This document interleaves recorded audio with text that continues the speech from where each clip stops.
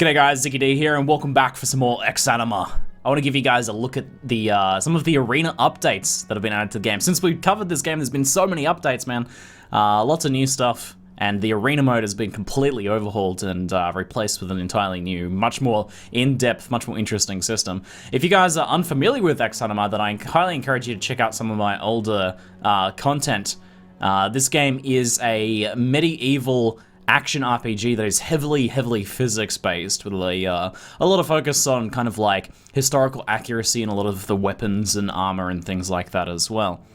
What you see right here is the leader of my Hobo arena guild that I have just started, and that's true. Now, instead of the arena in the past where you just took one character through a series of fights, gearing them up by looting your fallen opponents, now you take a very rudimentary geared character into this kind of like arena, and then you slowly build up a roster of combatants, warriors, rotate them in, do different matches, build up money, purchase gear, upgrade them, get new weapons, things like that, as you progress through higher and higher levels of combats with more and more difficult opponents. Pretty interesting full-on stuff. So let's take a little bit of a look here. What we're at the moment is kind of like our, I guess, kind of like our arena HQ. There's like a whole bunch of different rooms and things like that in there. There's like some beds and things like that. Some training dummies in one of the rooms. But over here we have the guild roster. So these are my current Hobo warriors. This is my second try, because if your leader, which my leader is Noodles the Second here, if your leader dies in Mortal Kombat, then he will, your entire guild will cease to exist, and you'll have to restart an entire new arena. So you have to look after your leader, but your leader has to also get in there and earn some cash to be able to recruit some new warriors, because recruiting new warriors does actually cost money. So I have a couple of different Hobo warriors here, and you can actually manage each of these different guys. So let's go have a look at what Arnie Hobo is rocking. You can check out their the different skills, focus on training them in different skills. So I'm training Arnie Hobo here in the art of deflection, so that he can better defend himself, as well as, you know, you can look at whatever pool of gear you have. As obviously at the moment I have very little actual stuff, so I've got most of my gear at the moment here on Arnie Hobo, and that's basically, I bought a pair of boots, I found a pair of gloves, and I bought a like a wooden mallet here, a cudgel. So I've got Arnie Hobo geared up here for some combat, and you can take a look at each of these different each of your different combatants and gear them up and swap gear between them, recruit new ones, things like that. So you building up a roster over time and leveling up those warriors, like getting them to higher and higher ranks, is a part of it now. So you also start off with a little bit of money, and you use the money to actually enter fights here. So there's an entry fee for each different fight type, and then there's different prizes depending on the fight. So there's a whole bunch of different modes now as well. It's not just a series of 1v1 matches. Fray is a basically like 5 or 6 people in a group all fighting each other at the same time. Pugilism is unarmed combat. That's been added now. We'll take a little bit of a look at that instead. I haven't quite figured out what Challenger is exactly, but I think it's a chance to take on any sort of level of opponent. It can be quite deadly. I got my my previous Noodles, the leader of the last guild, was shanked to death by I think an adept or novice challenger. So there's elimination, which is the series of matches like what we had in the past. And then there's like your series, you know, your regular duels, like 1v1 duels and things like that. So you get to engage in all these and different prizes depending on the kind of like the style of match, the difficulty of opponent, and so on like that. You'll see that there's like a required entry rank here, so I don't have any aspirant warriors, so no one can enter that, but I do have a bunch of inept warriors, so I can send them into any of these inept fights. But you do have chances to face higher level enemies, so I did manage earlier with Noodles to take down a master pugilist using, you know, one of my inept warriors, so that earned me some good cash, and I was able to purchase myself some boots doing that. And you do that just here, so there's a shop now, and this changes its gear all the time now. But you have a series of different armor and weapons and things like that you can purchase now. So I have very little copper at the moment. It's 12 copper to a silver, 12 silver to a gold. And you can purchase these, and a lot of those cost kind of what you expect as well. Like basic stuff like sledgehammers and stuff like that don't cost too much.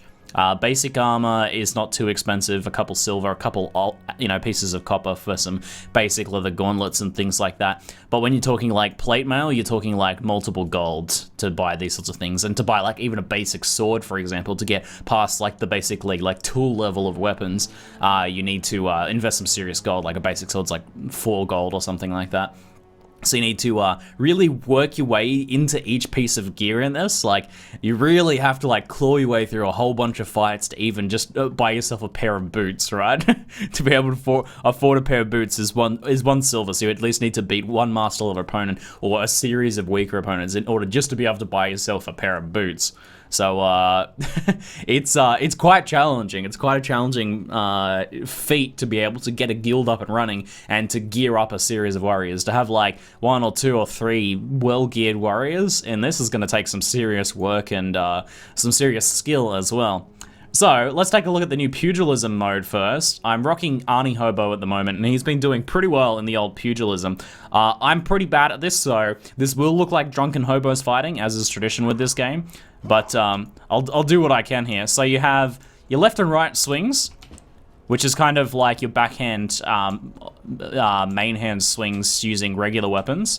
And then if you, instead of an overhead, you actually have an uppercut attack, which can be quite devastating. I've clocked an enemy in the chin with that and one-shot them before. That's how I beat one of the master opponents, was by getting an excellent uppercut to the chin and just taking them out, man. So you can end a fight pretty quickly with a well-placed uppercut. Ooh, I got a little tap on it there earlier. It's kind of moving. Oh, took a bit of a clash to the face there. Not too bad, not too bad. Let's see if we can get sneak a little uppercut in here. She managed to sidestep it. All right. drunken hobo fighting engaged. All right. Whoa, good hit. A solid hit there. Let's see if we can get a nice backhand here. Not quite. Again, if you haven't seen this, the combat in this game before, it can look like drunken hobos fighting when you're first starting out, because the movement system, the aim of the cursor, how you move the cursor as you attack, all of that matters. And if you're bad at it, you stumble around like crazy. But I've seen some very skilled players. I've seen some developers fighting in this game, and it looks nothing short of elegant once you actually get skilled at this combat. But it takes some work for sure. There we go, kind of rounded her in the back of the spine there, causing it to drop. So the good thing about the Pugilism fights is they're non-lethal. You take only temporary damage in these fights, which is good if you're trying to earn some cash with like the leader of your guild, for example, and you're worried about them dying. If you do take fatal damage, as in you take red permanent damage from actual attacks with especially like bladed weapons and things like that, will open up your warriors and cause a lot of serious wounds that will eventually end your life, and that's how you can actually lose your guild. So you gotta be careful entering into actual weapon-based combat with any of your guild leaders. So I did earn a little bit of gold there, a little bit of copper, but still not really enough to actually buy anything. I could buy some gloves, but I actually need that copper for entry fees. So let's go into some of the weapon-based combat. Another new thing that's been added in one of the new patches, and this is a beta patch that I'm playing at the moment, is thrusting attacks, which are actually excellent if you have a bladed weapon. But I don't have any bladed weapons. But if you have like a one-handed sword or something like that, you basically can hold... I don't have a weapon on this character here. You can hold Alt and then hold click, and you can especially step into it and do like stabbing attacks. And they have very precise aim. You can actually do stabbing attacks towards your enemy's belly, towards their legs, towards their face, depending on where you aim. So very precise aim and control there. Let's jump into a basic duel here, because I'm still trying to get my bearings a little bit, get my footing. All right, this person's got a hook weapon, which can cause some serious damage if she gets me with the end of it. I've been rocking this cudgel, which has been a pretty nice upgrade. Two decent hits right off the bat there. Let's just back it up a little bit here. We'll kind of bait out an attack here if we can. Go for an overhead. She's parried it well. Big backhand, not quite. I'm getting a little better with the cudgel. I'm starting to get some hits in and win some fights without taking too much damage. You really have to, manage how much damage you take over time, because, whoa, getting tangled up in the weapons there. Taking, a bunch of nasty wounds in a fight without any armor on means that your warrior is going to be basically out of commission for a while. You can go into more fights while injured, but you have a lot less health to begin with, right? And it makes the fights even more dangerous. And you have a greater potential of actually losing your warrior as well.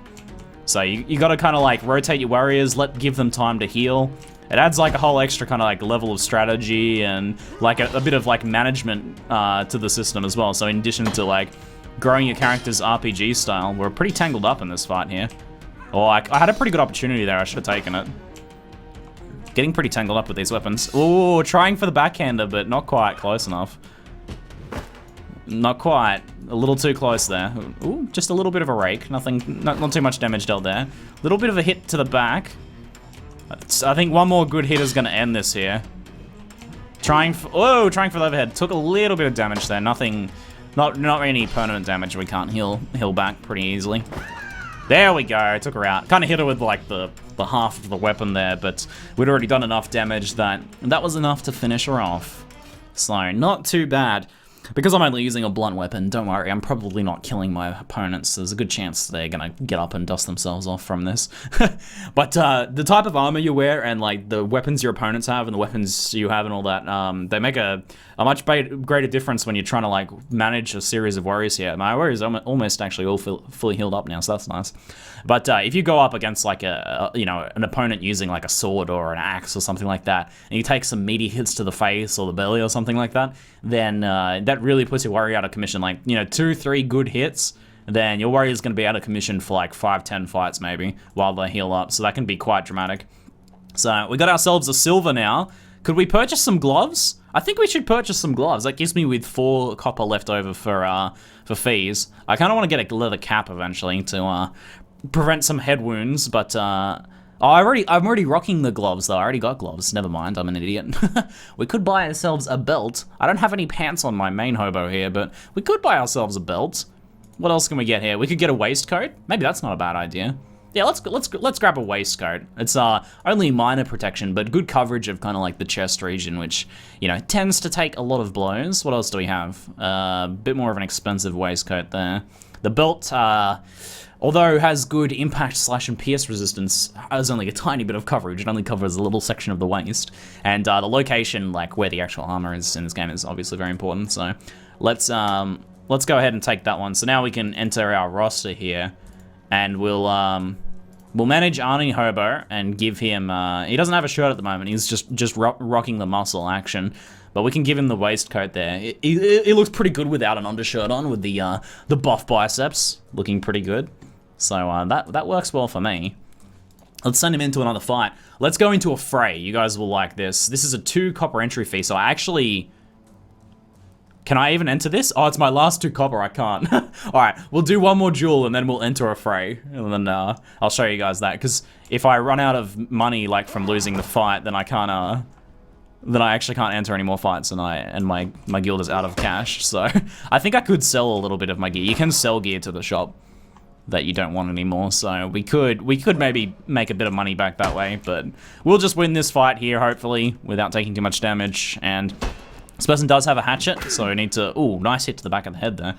So we do really need to watch out. Oh, big hits, big hits. We use our range if we can here, and try and avoid taking any hatchet chops to the torso or the head or anything like that, because that'll severely hurt us for the next fight. Oh, dismantled. Easy win, an easy victory. Just a couple nice hacks to the back of the head and the back there did the trick. So let's move into a fray then. That gives us our entry fee for a fray. Oh, there's an easier fray here. This is a inept level fray. Let's jump into it. So the strategy for these fights is very much I'm just gonna back up and let you guys do the fighting. But you can jump in and try and get some snipes of any guys who have like wandered away.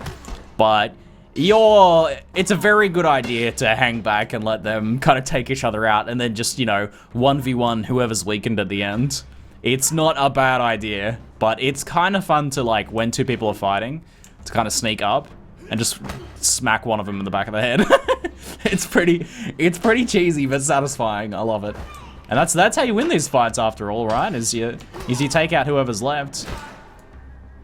Ooh, let's not get ourselves... if you do get too close, then, you might grab the attention of one of them. Ooh. It was eyeing me off for a second then, but then he got cleaved by the other guy. I mean, we can just distract them and speed the fight up even. I'm not very good at closing the distance here. Let's see if we can sneak a little attack in. Whoa, no. Okay, this is not where I want to be. All right, you guys just keep fighting. All right, I'm just gonna casually walk over this way. Oh, okay. There's the guy with the 2-hander is a bit of a concern. Oh, I should do the wide swings. Uh-oh. I'm a little backed up and we're in a dark corner here. I can't really see what my opponent's doing. Well, okay. Well, no.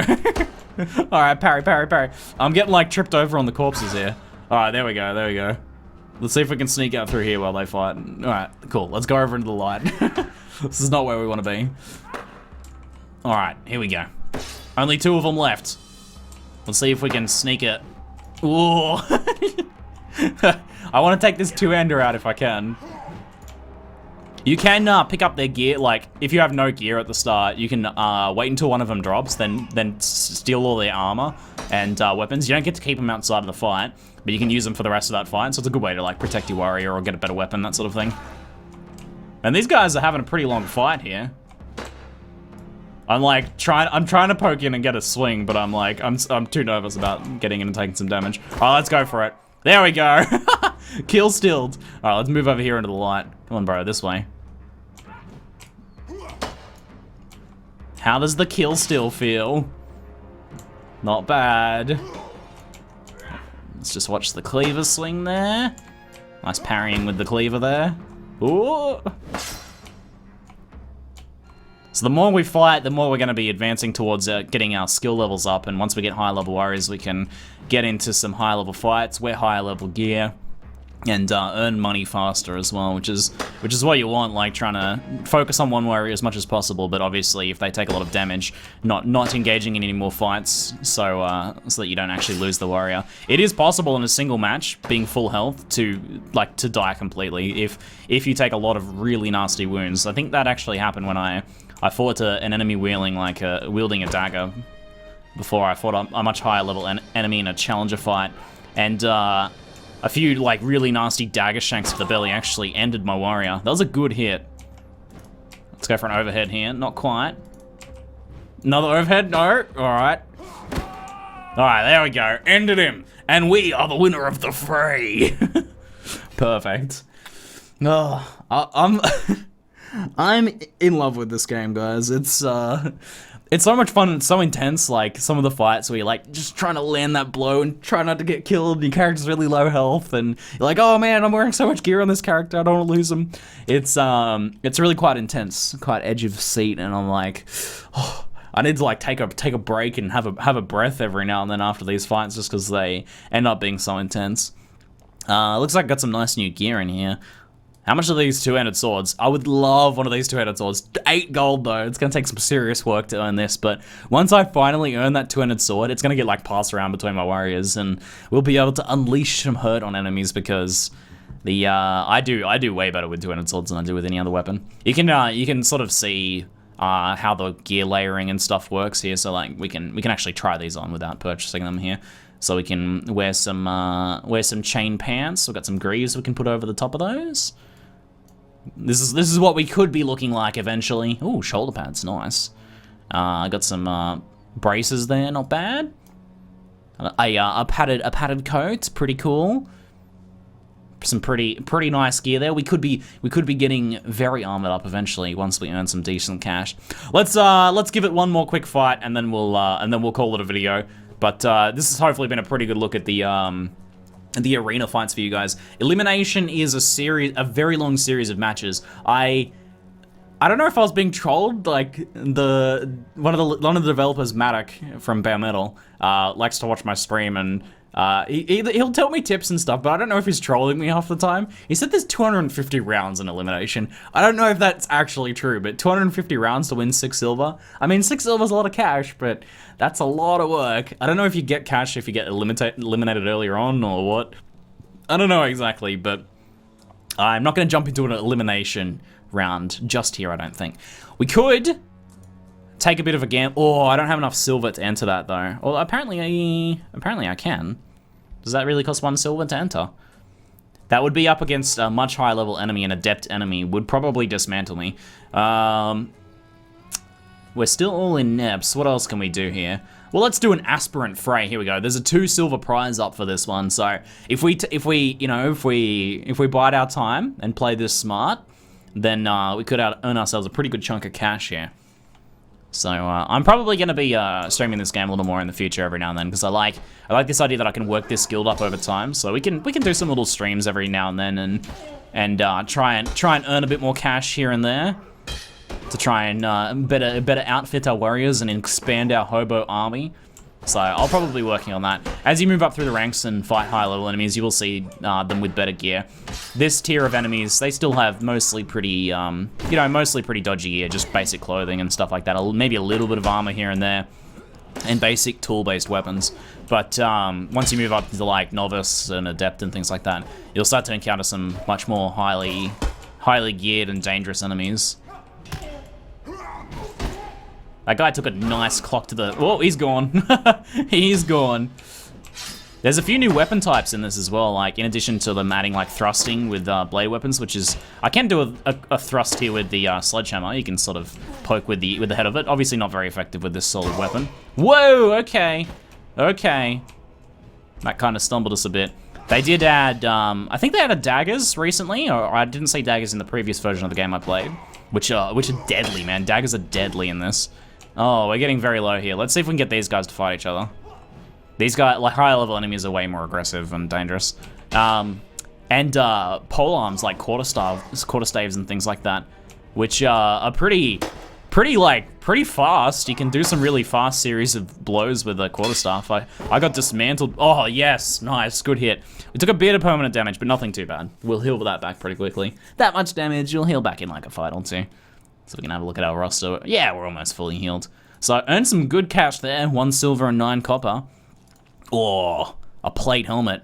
What would Noodles look like with that? Oh, what a beast. What a beast.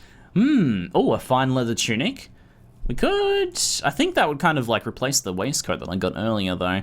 We could do with... do with some pants on some of our other hobos. I'll have to weigh up maybe investing this money and earning some more money, or purchasing some more gear. So guys, that's a bit of a quick look at some of the arena updates. Pretty cool stuff. There's a lot more just like actual content now. Before it was like, yeah, you play through the arena a couple times. Once you beat it, you kind of like, yeah, that's kind of it. You know, it's the same fights over and over again. This is way more dynamic. There's way more content here, and way more like kind of like long-term draw to this. Like this is a game in itself now. In addition to this game having its whole dungeon mode with like exploration story-based mode as well.